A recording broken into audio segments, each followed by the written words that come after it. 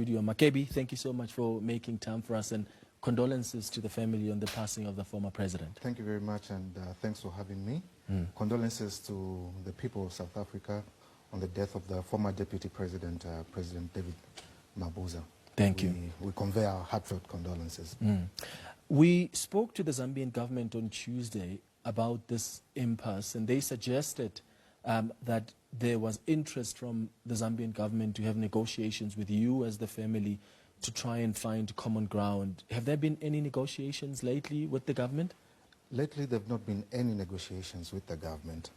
You may be aware that President Lungu passed on the 5th of June, and from the 5th of June, beginning the 6th of June, we engaged into conversations with the government of the Republic of Zambia. Yeah. And most of the things that we would agree on, the government would at some point change their mind about certain issues that were of concern to the family, certain issues that were of concern to the deceased before he died. All those issues were not meeting middle ground somewhere. And just when we thought we had reached middle ground, again there was a part of the government having to change positions from time and time again. So that's a problem that we had in this one. What are you concerned about as the family? Are you against the former president being buried in Zambia, or are you against President Hichilema presiding over the funeral? Well, at this particular point, it has become very clear that the government of the Republic of Zambia cannot be trusted in this because of the back and forth. It is desirable for the family, for the government of South Africa, and for the government of Zambia that President Edgar Lungu be buried in Zambia.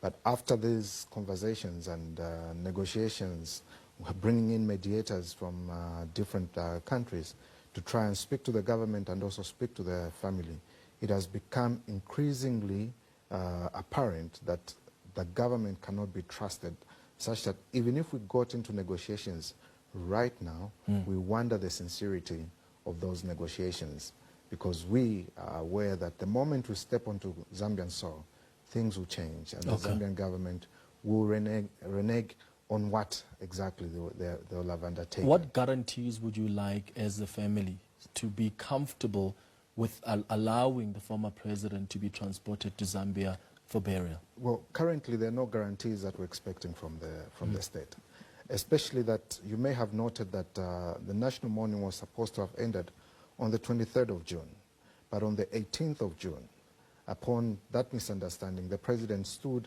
and said he had cancelled national mourning and that things would go back to normalcy. As far as the family is concerned, things have gone back to normalcy.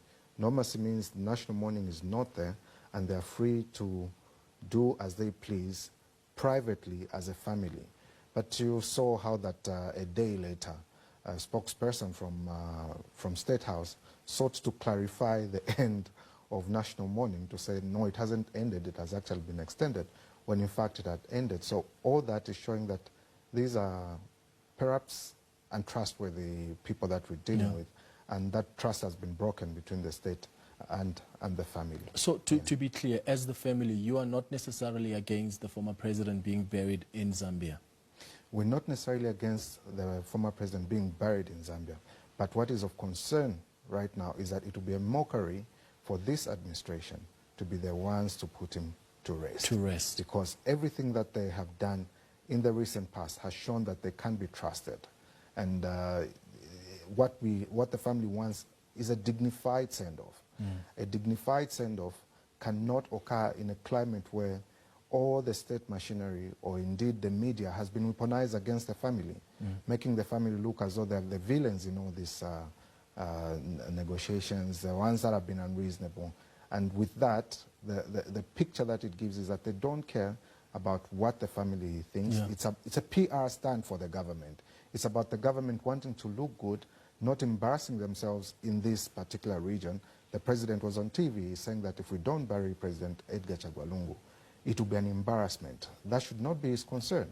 His concern is what and how does the family want to have President Edgar Lungu buried? What do they consider a dignified way of him being buried? And if the respect is going to be accorded to him in a private manner, by him being buried in South Africa, Yeah. it shall be so. Even the idea of having gone to court has closed off the avenues of wanting to mediate or negotiate, because we had a couple of opportunities.